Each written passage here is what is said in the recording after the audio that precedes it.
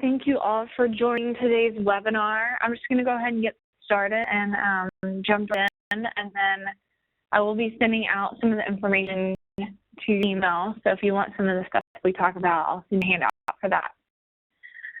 So webinar is talking about tips for running your first 5K. So we're going to talk about why it is important, what runner's high is, how do you even get started, what a training plan looks like, what do you need for nutrition, and we're going to look at some races that are coming up, so that'll be fun too.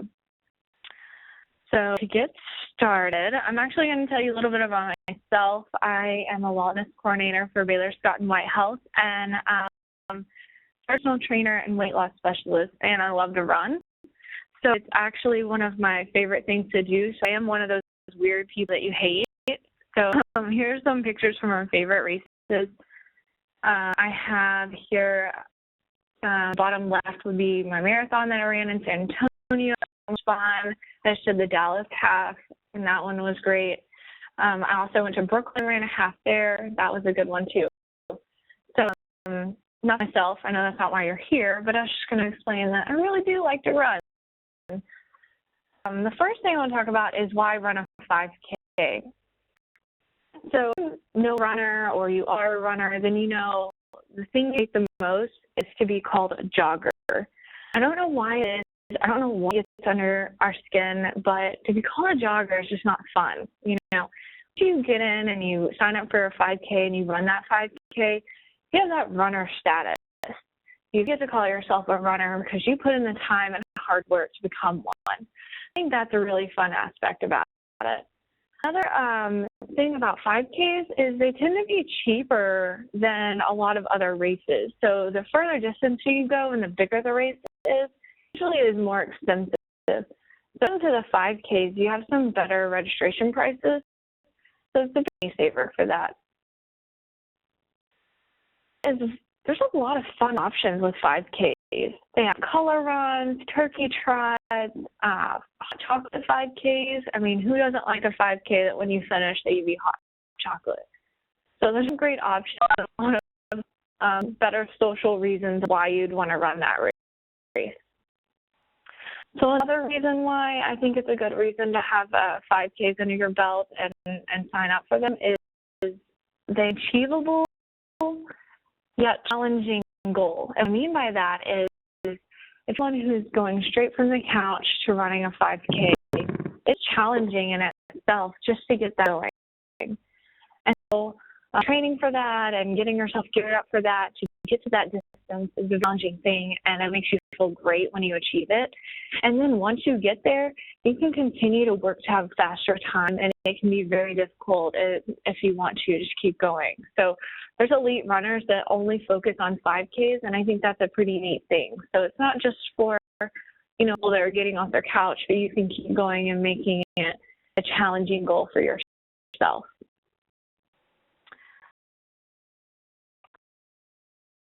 So running a 5K and why you want to do it. So I'm going to talk about this runner's high. And if you have some friends that are runners, or you're a runner, or you socialize with that, you're going to be able to talk about this thing. So quickly, psychologists found out that it actually is a feeling of invincibility. So when you get this feeling of a runner's high, they have sure that you have a reduced state of discomfort or pain, which is a great thing to have when you're running. Sometimes you even have a loss of time, a sense of time. So I think that's a great thing too. So you just kind of get in this groove and you get going, and it's a great feeling. But the ugly truth about it is not everybody gets a runner's high. So even elite runners that, that's what they do and that's their job, they always get a runner's high. Sometimes it is just a tough run and it's tough to get through. So ugly truth is sometimes you may never experience it, but a saving grace here is once you finish that race, you great feeling all over again. So I've had many races that I'm sitting there in the starting line and I'm like, why did I do this? Why did I sign up for this? But once at that finish line, I'm for another one. So I feel like having a registration booth at the end of every race would probably be marketing's best option, but I'm going to do that because I would probably be out a lot of money. You have a really great feeling of achievement when you cross that finish line, and that has nothing to do with the runner's high, so that's a good thing. So the next thing I would tell you is kind of how to get started. So if you're somebody that's just coming into this, just starting out, first you want to go and check with your doctor. You want to make sure that it is a safe option for you and it's not going to be a negative effect on your health. So if you're someone who is always dealing with knee pains or you have inflammation or something like that, check with your doctor. Just make sure it is a good option for you and get the okay from them. Okay, I want to sign up for a race. Put where your mouth is. That is a motivator for me. Some of these races aren't cheap, and once you actually put your money in there, a lot of races don't have a refund option. Some of them have a rainy day option where you can put that money towards a different race. They'll give you that money back, and if I know I have money invested in an event, then I'm going to want to participate in that and see it through. So another thing is also finding races that sound fun or mean something to you. So I mentioned earlier about how there's out there that have some really fun social aspects, so maybe for something like that, or up for something that has a cause. So if you want to donate to something and you're running for a specific reason, that's another good thing. Next, I want to find a place to train. This is important right now because it gets dark really early. So you want it somewhere that's well lit if you're running outside. If you want a gym, I know that your insurance has some great discount options for gyms, so check that out. And make sure it's a safe place, or maybe you want to get with some people and run together. I have some fun courses mapped out for my house because for me, I like zero obstacles between running. So I don't want to have to talk myself into getting in a car and driving to a place to run. So I like to just step out my front door and take off. So I have some courses that are mapped out around my neighborhood, and that works best for me. So you just figure out what works best for you and maybe what kind of scenery you'd like to have. And the last get started tip would have to be getting gear.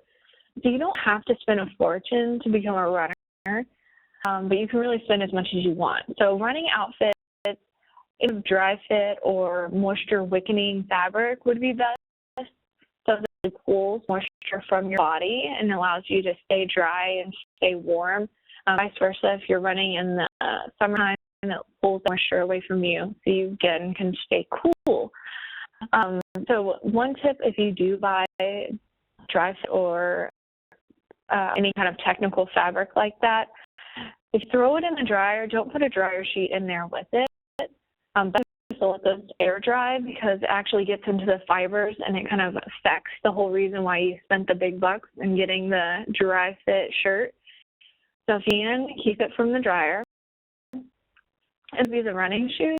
The thing that I'm kind of passionate about is spending good money on this. So I kind of go cheaper on my outfit and then go big on my running shoes.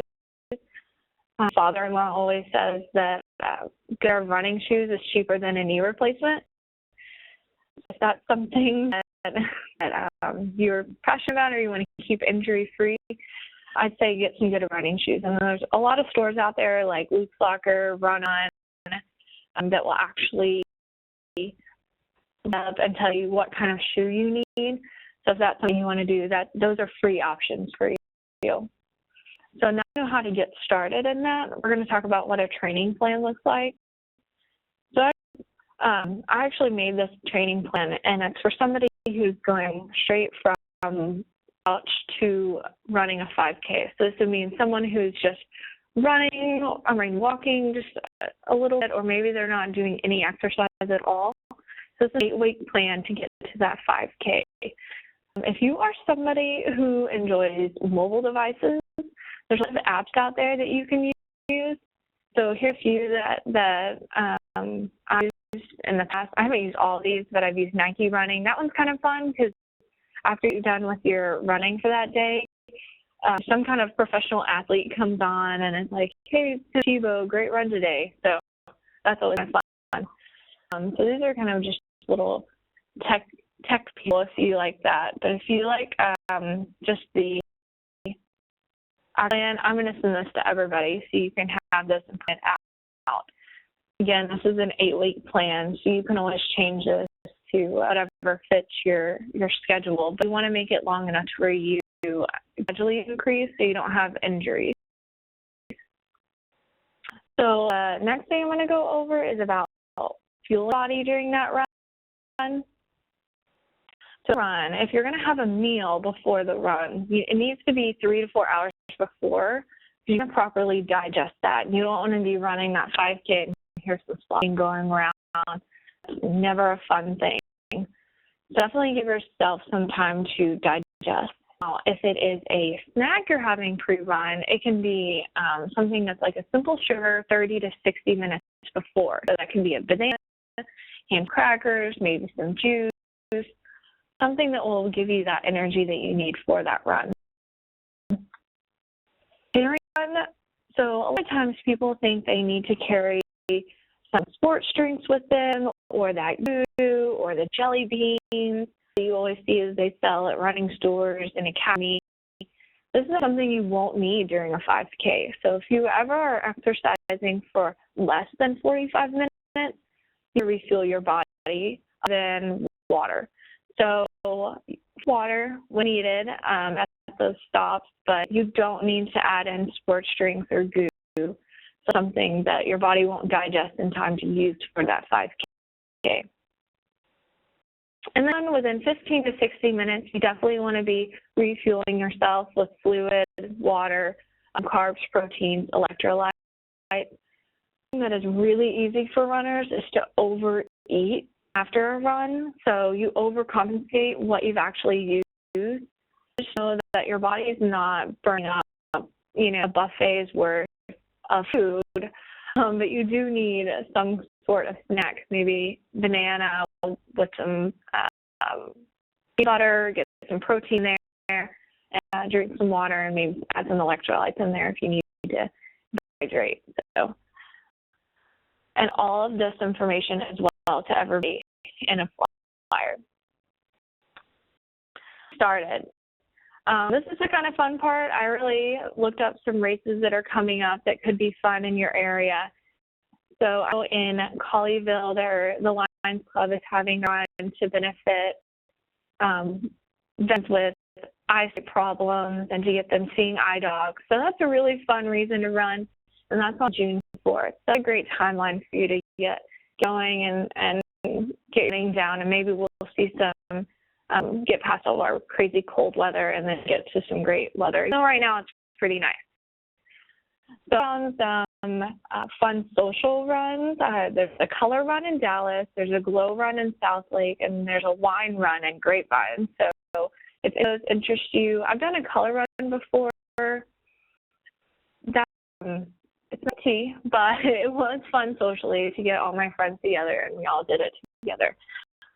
So the wine run, that sounds wonderful. I've never done that, but I like wine, so I think they give you some wine tastings at the end.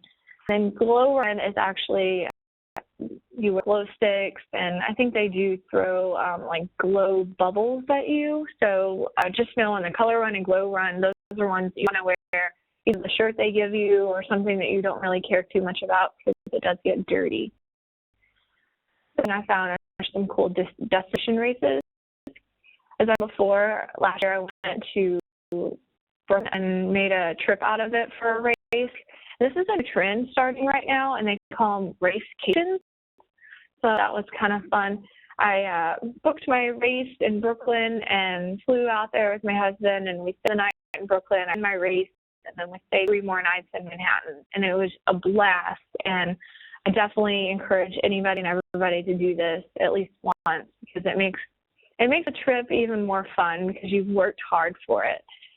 And so I chose to have the race at the beginning of my vacation just because I don't have to be worrying about what I'm eating and to step with my race and I didn't want to go those many days without running or exercising before the race. And then afterwards, I had some guilt-free meals because I ran a half marathon, so that was great. Cool ones I found were the Empire State Run-Up. So this is actually what it sounds like. You're running up the stairs at Empire State Building. That one. So how that would go with 86 flights. So you definitely want to do more training than the 5K training that I'm sending out. But Walt Disney World is another really popular one. That one fills up really fast. So if that is something that you want to do, be ready to sign up for it on the day that it's released. My mother-in-law is doing that one next month, and so I'll have more information on that if you want to let me know or ask me about that, and I can let you know how it went for her. Guards is in Colorado, and so that one, I haven't ever done it, but it sounds like it's beautiful. So it would be a really good vacation. Hawaii, I mean, who doesn't want to excuse Hawaii? And then I found another cool one, Cherry Blossom Run. This is actually in Washington, D.C., and you run through the cherry blossoms in the spring, so it should be beautiful. Another neat thing is Tom Landry Center is actually hosting a sprint triathlon on April 3rd this year. So if that's something that you want to challenge yourself to do, you swim for 400 meters on an indoor pool, you bike for 15 miles, and then you run a 5K. So if you get up to where you feel comfortable and you want to sign up for something like that, it's going to be a fun one. I'll be there that day. So that's really all I had for everyone today. If you have any questions or you want to know my thoughts on any other races or ask if I've done anything or have any other questions about running, feel free to shoot me an email. I'd be able to answer or help you out with any of that. And we'll be sending everybody the race tips over. So this will be, I'll send you the training plan and the nutrition plan for race day. So if you have any questions, just let me know. But thank you all for joining, and I hope you have fun running. All right, bye.